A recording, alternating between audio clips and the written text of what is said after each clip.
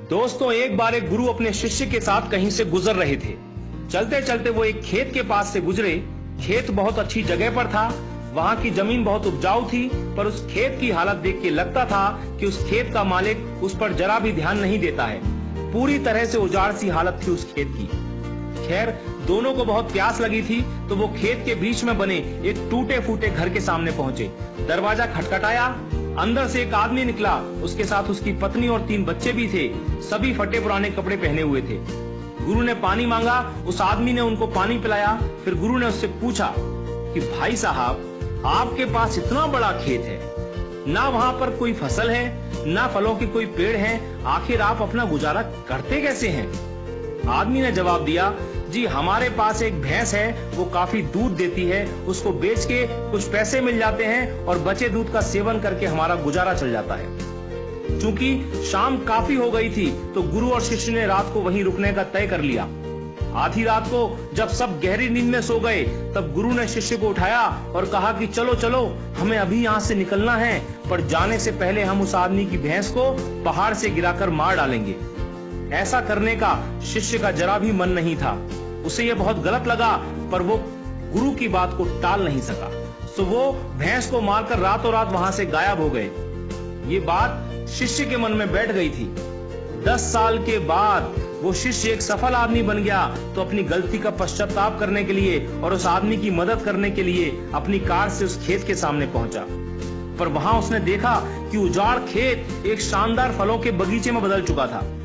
टूटे फूटे घर की जगह एक शानदार बंगला खड़ा था। जहां एक अकेली भैंस बंधी होती थी, वहां कई अच्छी नस्ल की गाय और भैंसें बंधी हुई थी। शिष्य ने सोचा कि शायद वो परिवार अपनी जमीन किसी को बेच के कहीं चला गया है, और ये सोचकर वो वापस लौटने लगा, तो उसे खेतों में वही 10 साल पहले वाला आदमी दिखाई दे गया। शिष्य उसके पास पहुंचा, बोला, शायद आपने मुझे पहचाना नहीं, 10 साल पहले मैं आपसे मिला था। फिर वो आदमी बोला, नहीं नहीं, ऐसा नहीं है, मुझे याद है, आप और आपके गुरु आए थे। उस रात को तो मैं कभी भूल ही नहीं सकता। आप लोग बिना बताए चले गए, पर उस दिन न जाने कैसे हमारी भैंस पहाड़ से नीचे गिर के मर गई। कुछ दिन तो समझ ही नहीं आया कि क्या करें, पर जीने के लिए कुछ तो करना था, सो लकड़ी काट कर बेचने लगा। पैसे आए तो खेत में बुआई कर दी, फसल अच्छी हुई तो उसे बेच के फलों के बगीचे लगा दिए। काम अच्छा चल पड़ा और आज मैं आसपास के 1000 गांवों में सबसे बड़ा फल व्यापारी हूं। शिष्य बोला, ये काम आप पहले भी तो कर सकते थे। तो आदमी बोला, तब जिंदगी बिना मेहनत के गुजर रही थी, कोई रिस्क नहीं था, तो लगा नहीं कि मेरे अंदर इतनी क्षमता है, सो कोशिश ही नहीं की। पर जब भैंस मर गई तो हाथ पांव मारने पड़े और फाइनली मैं यहां तक पहुंच गया। दोस्तों, कई बार हम भी परिस्थितियों के इतने आदी हो जाते हैं कि उसी में जीना शुरू कर देते हैं, चाहे वो कंडीशन कितनी भी बुरी क्यों ना हो।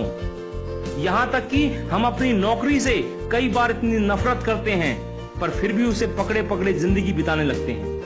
कई बार नए अवसर के बारे में हम बस इसलिए नहीं सोचते क्योंकि पुराने से हमारा दाल रोटी का खर्चा निकल रहा होता है। हम डरते हैं रिस्क लेने से, और सिर्फ इन्हीं वजहों से हम कभी अपने फुल पोटेंशियल को रियलाइज नहीं कर पाते।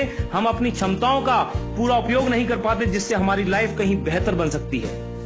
दोस्तों, सोचिए कहीं आपकी लाइफ में भी कोई ऐसी भैंस तो नहीं है जो आपको एक बेटर लाइफ जीने से रोक रही है। आपने कहीं उस भैंस को बांध के तो नहीं रखा है, और यदि लगे कि ऐसा है तो आगे बढ़िए, हिम्मत करिए और काट के फेंक दीजिए उस रस्सी को जो आपको बांध के रखी हुई है। दोस्तों, आपके पास खोने के लिए सिर्फ वो एक भैंस है, यानी जरा सी चीज, पर पाने के लिए आपके पास सारा जहान है। Sky is the limit. मैं शैलेंद्र सिंह, आपका दिन शुभ हो।